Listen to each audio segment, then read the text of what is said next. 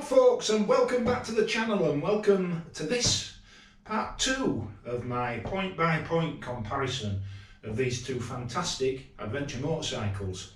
On my left is my 2009 BMW R1200X Adventure, newly restored, and on my right is my 2019 Honda VFR1200X Cross Tourer.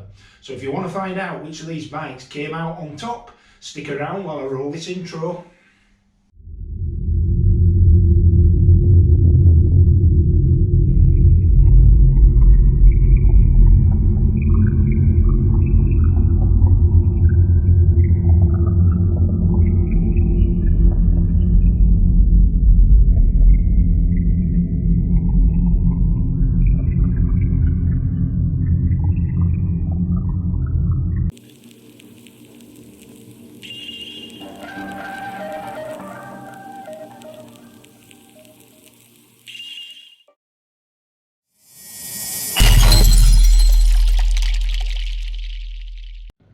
Right, okay then, so if you saw the first video, I hope you did, you'll realise that this is a 7-point comparison of both bikes. Now, as you'll have seen in that first video, the first thing that I sort of looked at were 7 fairly generic areas in which the bikes were broadly similar. So what I'm going to do now is I'm going to go a little bit more into the weeds of those 7 individual attributes, and I'm going to try and score them either for the BMW and the Honda, and we'll see which bike comes out top. So we're going to start with suspension. Now the suspension on this BMW, although it's 10 years older than the Honda, is in fact a more up-to-date, more advanced suspension system, because this model, what they call the TE model, has the electronic suspension, and the suspension settings can be adjusted from the switchgear on the handlebar. So for example, you can select normal, comfort or sports, and you can also set the preload from the handlebar switchgear, so that the bike can be set up either for a solo rider, solo and luggage, pillion, rider and luggage, and also a couple of off-road settings as well. And it also has the advantage that when the bike's on the move, it continually adapts to the changes in the road surface, and it gives you a much plusher, almost magic carpet-like ride. Now the Honda, although it's got fully adjustable suspension front and rear, it's a manual adjustment. So for example, the front forks can be adjusted for compression and rebound, and equally the rear shock absorber can be adjusted for those settings as well. So in conclusion, and having ridden both bikes for quite some time now, I have to say that the first point goes to the BMW, because certainly while it's working, and it's not without its issues, it has to be said, but certainly while it's working, the suspension on the BMW is a more comfortable, slightly more plush feeling ride. So, one to the Beamer. Right, okay, so let's talk about that all-important factor, weight. As you can see, both of these bikes are very big bikes. They're the full-fat version of adventure bikes, and that translates into weight. So the BMW, its weight, wet, is 255 kilograms. The Honda's equivalent weight is 285 kilograms, and that's for this, the manual version. Now for the DCT version, you can stick another 10 kilos on that. So the DCT, the automatic version of the Honda, is fully 295 kilograms. So we're knocking on the door there of a third of a ton nearly, if you think about it in those terms. So practically, what's the difference? Well, what I can tell you from riding these two bikes is, with the BMW, because of the configuration of the engine, that low slung boxer twin engine, the centre of gravity is carried relatively low in the frame of the bike. And that means that pound for pound, or kilo for kilo if you like, the bike feels lighter than it actually is. And so that makes quite a big difference to manhandling the bike about. The Honda, on the other hand, and I assume this is because of that great big 1237cc V4 engine, apart from being a heavier bike in headline terms, the centre of gravity is a little bit higher, so the bike feels a lot heavier, And if you were intending to do a fair bit of off-road work, then that would really begin to manifest itself, I would suggest. I also am acutely aware of the weight difference when it comes to putting these two bikes on the centre stand. The BMW here is relatively straightforward, but with the Honda, and bearing in mind I'm nearly 14 stone and 6'1", I've really got to throw all my weight onto this bike to get it up onto the centre stand. So in terms of weight alone, second point has to go to the BMW, because it's that 30 kilos lighter, and because it actually carries that weight more efficiently by dint of the centre of gravity being that much lower. So 2 to the BMW, 0 to the Honda. What's going on? Right, now let's talk about another very, very important factor when it comes to adventure bikes, and particularly if you're going to be looking at doing a fair bit of long distance riding, and that's range. And range is a combination of a couple of things really. It's the capacity of the fuel tank, and it's the efficiency of the engine, or the miles per gallon that can be achieved from the engine. So let's have a look first at the BMW. Now, this being the adventure model, it's got a 33 litre tank.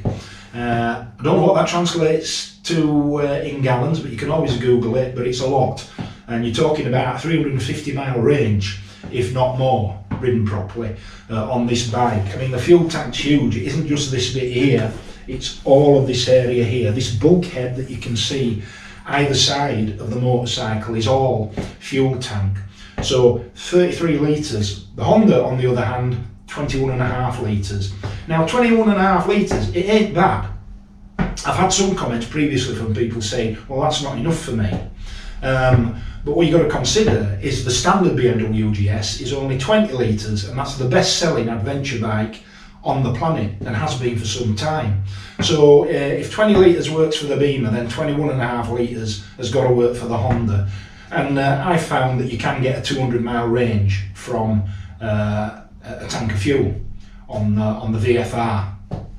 So yes, the engine in the VFR is a little bit more thirsty, but then it's an awful lot more powerful. But it has to be said, at the end of the day, this is about range. It's an important factor, particularly if you're on tour in an area where fuel stops are few and far between. And for that reason, third point goes to the BMW GS Adventure. So it's 3-0 to the BMW. My God, can it get any worse? Right, okay, so let's talk about transmission, let's talk about gearboxes. Well, I'll say from the outset that the Honda wins on this for 2 reasons. But let's talk about the BMW first.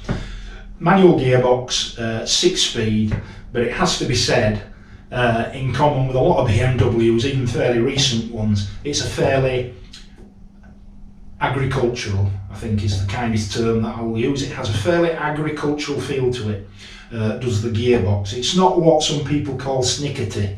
It's quite clunky. It feels a bit Heath Robinson. It works, it's perfectly functional, there are no issues with it. I don't get endless false neutrals with it or anything of that nature, but it just has that slightly less than refined feel to it. The Honda, on the other hand, again, this being the manual version of the Cross Tourer, it's a 6-speed gearbox. The only issue I'd say about this is when you're changing from 4th to 5th or 5th to 6th, you've got to be very positive, because sometimes you can find a false neutral if you're not assertive. Not an issue anywhere else in the gearbox, and the overall feel of the gearbox is actually pretty refined as compared with the BMW. And the other big plus is that this bike is available with automatic transmission. So there is a DCT, dual clutch transmission version of this bike. Now, those people that have them absolutely swear by them. It's an extremely refined and accomplished system, but it's not an option you're ever going to have, certainly on a GS Adventure this age, and as far as I'm aware, not on the brand new GS Adventures. In fact, the closest that you will probably get is if you get a newer bike with the quick shifter and an auto blipper. So 1 point to the Honda, so 3 to the BMW, 1 to the Honda. Honda wins on the gearbox, more refined feel to it, and there is a DCT option. Right, okay then, so let's take a moment to talk about build quality and following on from that, of course, reliability.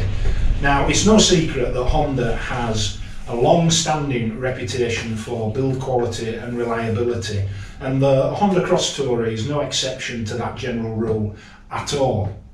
In fact, as recently as this week, Motorcycle News ran a brief article on the Honda Cross Tourer, and one of the comments they made was that the engine, that V41200X engine, is quote-unquote apocalypse proof, which basically means it's bomb proof. It's a very, very reliable engine that will endure many, many, many miles.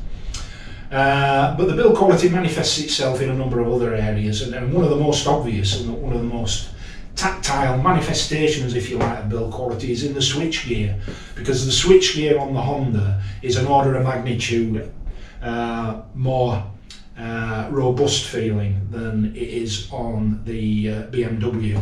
On this bike there tends to be a lot of use of what I call the PCB, printed circuit board switches, and whereas they're not poor quality, they don't stand the comparison of the really, really polished high quality feel of the Honda switchgear.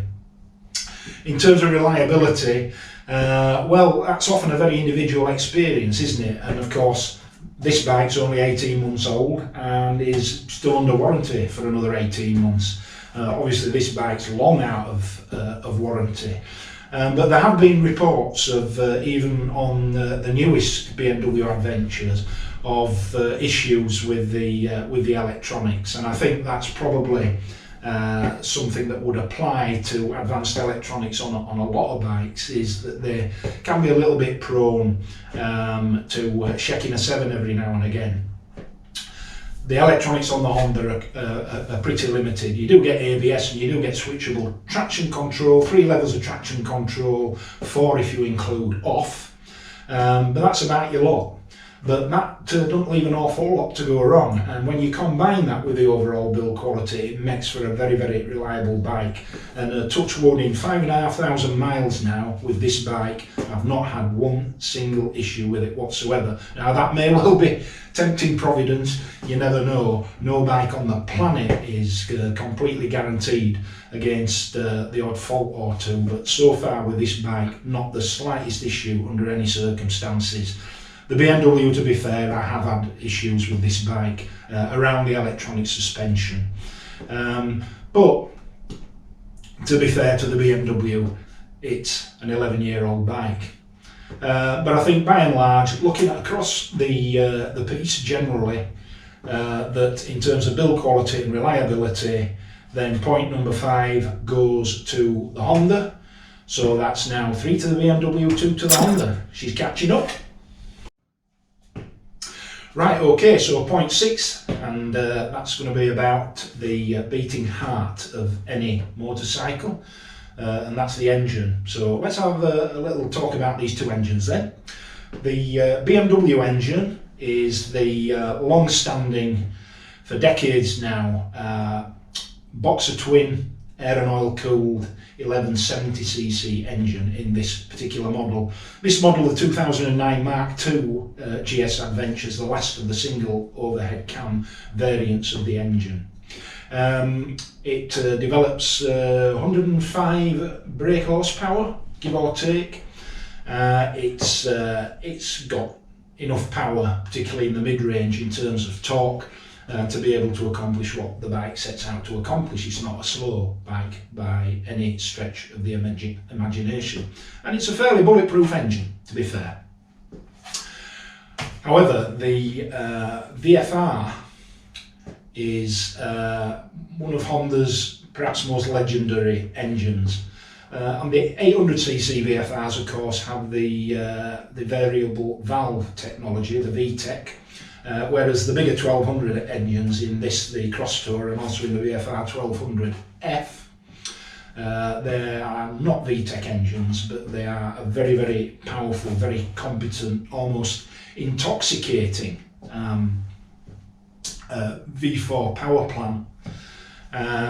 In this bike, it's a 1237cc V4 power plant, and it knocks out 127 brake horsepower. But, and it's a big but, what you've got to consider is that in the sister bike to this, the VFR1200F, the Sports Tourer model, the engine, exactly the same engine, and that is mapped at 170, that's 170 brake horsepower. Now that's well in excess of things like the Ducati Multistrada and the KTM Super Adventure. Now given, yes, in this bike it's remapped to 127 brake horsepower, but the payoff there is huge amounts of deliverable torque, particularly in the mid-range. And to open the throttle on the engine on this bike, it's quite an experience, and you have to sort of suspend disbelief to be fully conscious of the fact that you're still riding an adventure motorcycle. So in terms of the engine, the VFR 1200cc, 1237cc power plant in this Honda Cross Tourer, I'm afraid, knocks the old Beamer engine into a cocked hat. So there we are, 3 apiece, 3 to the BMW, 3 to the Honda. So it's the deciding vote. What's it going to be? Right, finally, point number 7 in this 7-point comparison, and it's not about the bike itself, it's about that all-important factor, cost. So, pound for pound, which of these bikes delivers the best value for money? Well, it has to go hands down to the Honda Cross Tourer. Even if you were to buy a brand new version of each bike now, because you can just about still find some new.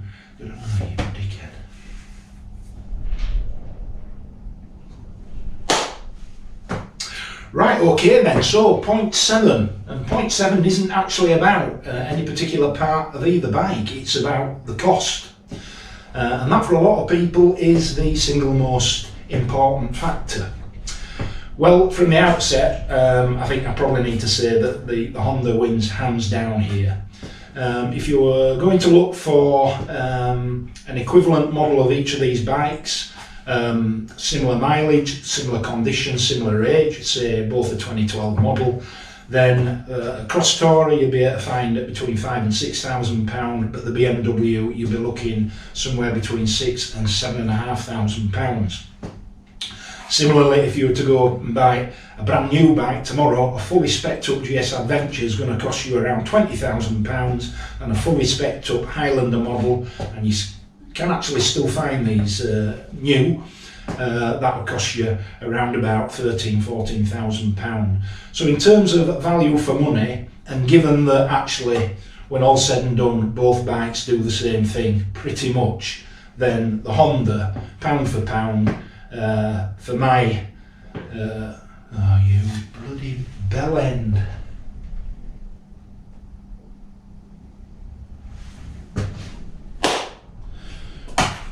Right, so finally point number 7, and this isn't about any particular part of either of these bikes, it's about the cost.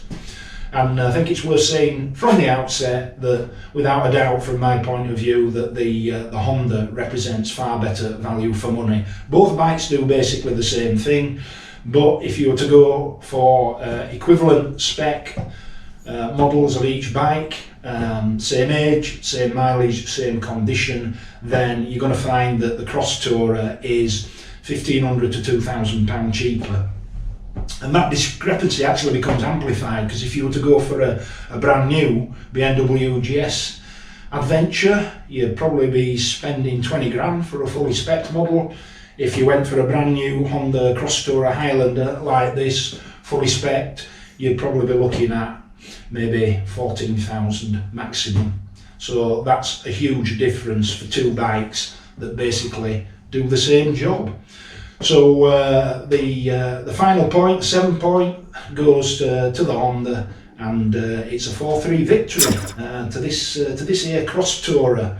Okay, so I hope that's been a little bit of fun for you. I mean, it's not rooted in science by any stretch of the imagination, but it just gives you the benefit, really, of my experience of having owned and ridden both these bikes for quite some time now, and where I think basically that the advantage lies, and it is on balance with the Honda Cross Tourer. It's a fantastic machine.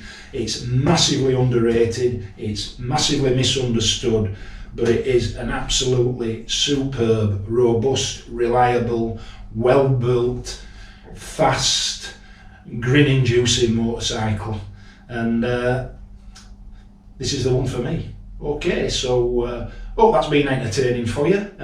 Thanks ever so much for watching. If you like what you've seen, please click a like. If you don't, click a don't like. Please tell me why that is. And please, if you haven't already, subscribe. To those that have subscribed, thank you so much for supporting this channel. It makes all the difference to me. So until the next time, ride safe and above all, be kind.